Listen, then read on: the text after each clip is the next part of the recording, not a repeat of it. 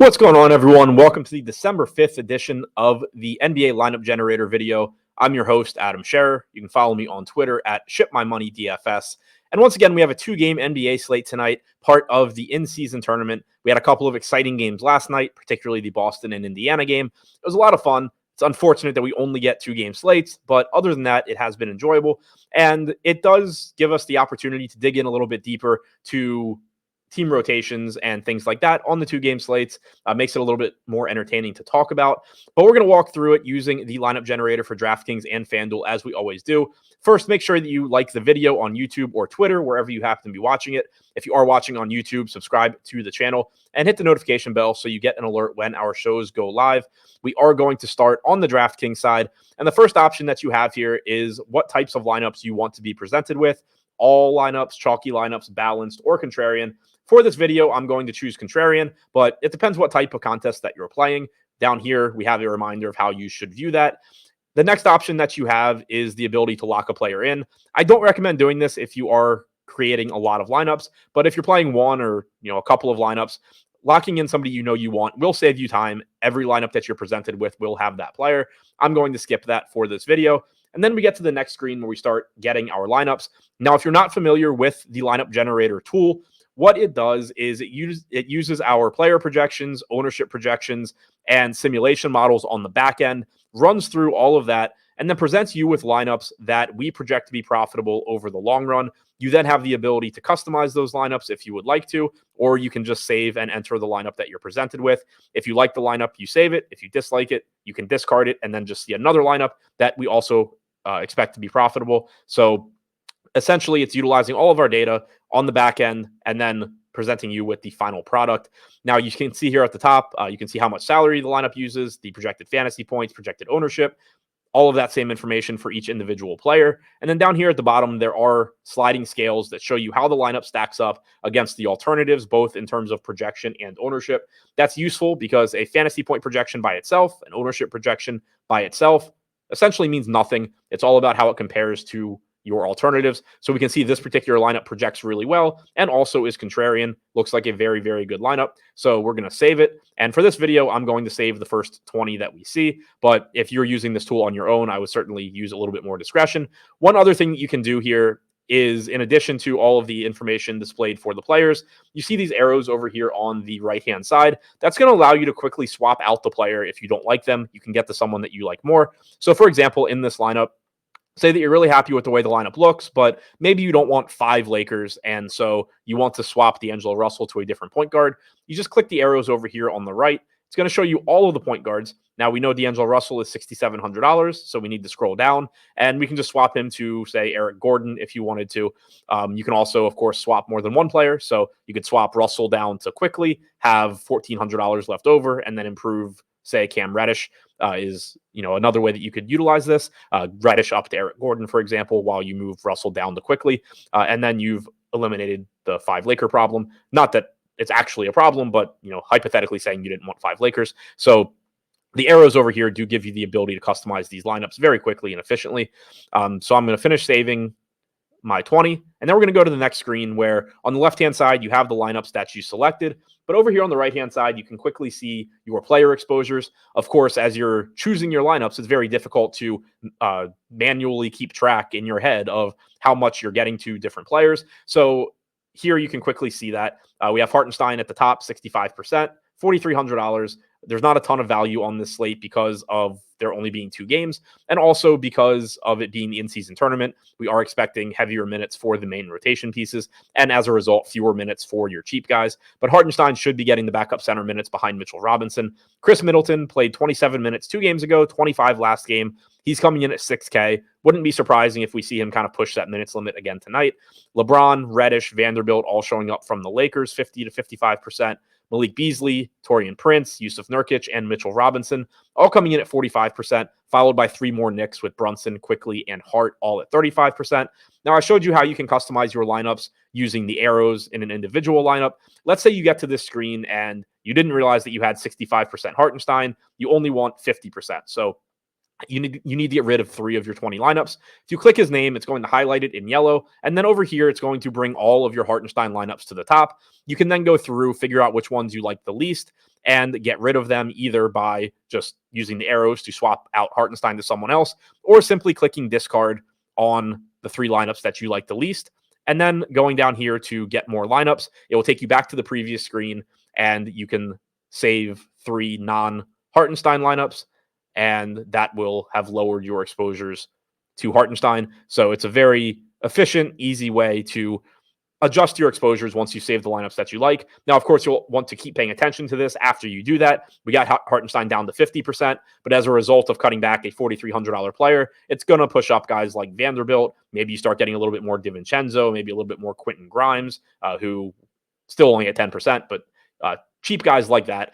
So you kind of can keep doing that with players that you're not comfortable with until you do get to a point where you're happy with your exposures across the board. Now, looking at an individual lineup here, the ones at the top, 213%, 212% aggregate ownership, are pretty interesting because they're not giving up a ton in the way of fantasy projection, but they are relatively low owned. So this one here, we have Jalen Brunson at point guard, 37.5% owned.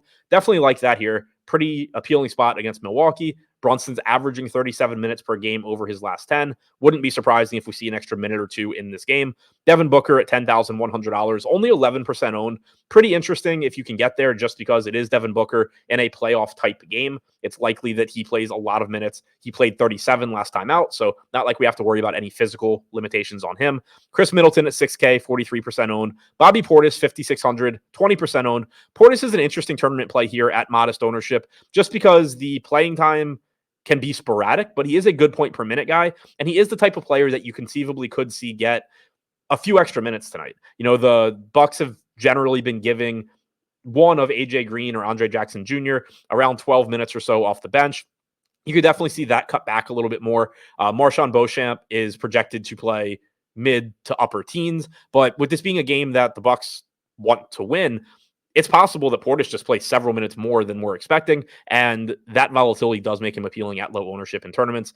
Hartenstein backing up Mitchell Robinson. We have both of them in this lineup, which on a 2-game slate is perfectly fine. 4,300 for Hartenstein, 5,500 for Robinson. We haven't seen the Knicks looking to use Julius Randle at the 5 much at all. So generally, you're getting around 48 minutes combined from Robinson and Hartenstein, as long as one of them isn't in massive foul trouble. And then we're rounding out the lineup with Austin Reeves and Nas Little. Nas Little is a really, really interesting contrarian play on this slate. For the Suns right now, Eric Gordon is questionable. He missed their last game. Prior to that, you had other guys out for the Suns. So we haven't seen the actual Suns rotation in a while. And as a result, there's a lot of uncertainty around how it's going to look tonight. But Nas Little is the type of player that really fits this Phoenix team. Solid wing defender, somebody that, they don't need more scoring. They have Booker, they have Durant. They don't need that type of player. They need these guys that can just step in, solidify the defense, do the little things. Nas Little can do that. And he missed time at the beginning of the year prior to the team being banged up now. So there's a lot of uncertainty around how much he's going to play. At only 4% owned, I like the idea of taking some shots on him at only $3,700. Certainly a chance that he just plays more than most places are projecting him tonight. Really like using him as a contrarian play in lineups like this. Now, we're going to switch over and take a look at FanDuel. Before we do that, if you are looking to use the lineup generator on your own, you can sign up using the link in the description below on YouTube or in the tweet below if you're watching on Twitter. It's $14.95 per week. I highly recommend checking it out. We created it with the single entry, 3 max, 20 max type player in mind. One of the most difficult things about improving at DFS is finding that balance between the tools that you're going to subscribe to and not spending so much money on tools and data that it puts you in a hole that you're not going to be able to get out of, no matter how good the tools are, because you're just not playing enough money. So if you're somebody playing the $4.20 or the $4.20 max tournament on DraftKings, you're putting out $80 a night. Our full Sims package is $200 a month. It's a great tool. I highly recommend it to anyone that it makes sense for. But if you're not playing a lot of volume, it's going to be very, very tough for you to make enough money to justify paying for it. So we created this with you in mind. $14.95 per week, a lower price point for you to get access. And yeah, you don't have all of the same input options. You don't have quite as much control over the lineups that you're getting as you do with the full Sims package, but you do still have those customization options at the end. You're getting the end result of the full Sims process for a discounted price tag that's going to allow you to hopefully profit more going forward, make you better at DFS, and eventually get to where you're playing higher stake stuff. And it does make sense for you to subscribe to, say, the full Sims package. But we wanted to put out a tool at a more favorable price point for the single entry 3 max, 20 max players. And this is it, $14.95 per week. Highly recommend checking it out if you haven't already. Now, looking at FanDuel, we're going to do the same thing as we did on DraftKings. And I'm going to save our first 20 lineups here. Usually on FanDuel, the players that we get exposure to look a little bit better because the pricing is just softer usually than it is on DraftKings. And here at the top, we have LeBron James. Certainly not going to be upset about getting to him. Taurean Prince, only $4,000. He's been playing around 30 minutes per game for the Lakers. Now, the Lakers rotation is also getting muddy. We could certainly see Prince start to lose some minutes, but assuming he's in the starting lineup, he is still going to look like a good value tonight at 4K. It remains to be seen exactly how Rui and Vanderbilt and Christian Wood and Max Christie all fit into this rotation, who gets kicked out of it, etc. But as long as Prince starts, we can still be relatively confident in his playing time at only $4,000. Jalen Brunson at 8,300 looks very good. He's averaged about 37 minutes per game over his last 10. Could certainly see an extra minute or two here. Austin Reeves, 5,900, likely giving you mid to upper 20s off the bench. Hartenstein at only $3,900 also has power forward eligibility, which is really nice. Cameron Payne, 3,800, backing up Lillard. I don't love this one, but he is only 3,800. Then you get to Middleton, quickly, Booker, Lopez, Portis, and Hart to round things out. Looking at the individual lineups, looks like they mostly project for like 270 to 275 fantasy points. Ownership typically coming in the 300 to 320% range. Don't see any below 300 in the 20 that I saved, except for a couple here at the top. So we have a 274 fantasy point projection, 291% ownership. Lillard and Payne are our point guards. Payne pulling 24% ownership. Again, I think it's just the fact that he's almost min salary. He's likely to play around 16 minutes or so. You're not expecting him to single-handedly win you a slate, but he does open stuff up for you. Austin Reeves and Dante DiVincenzo are your shooting guards. LeBron James and RJ Barrett coming in at small forward. RJ Barrett, only 5,700. His playing time has been volatile lately. He is frequently not closing games. You're seeing Josh Hart close often. We've seen Dante DiVincenzo close the last couple for the Knicks as well. But the nice thing is if Barrett's playing well, he is likely to be out there. So kind of a self-fulfilling prophecy with him, which is always nice in tournaments. Anthony Davis, 11-4, 25% owned. And then Hartenstein and Robinson. I mentioned it on the DraftKings side. I have no issue playing them together, even less so here on FanDuel, where you can roster Hartenstein at power forward, and he's only 3,900. So that's all I have for you in today's video. Thank you for checking it out. Don't forget to sign up using the link below. Take advantage of the lineup generator. Make yourself better at DFS. Good luck with your lineups tonight. Enjoy tonight's games, and I'll see you back here again tomorrow.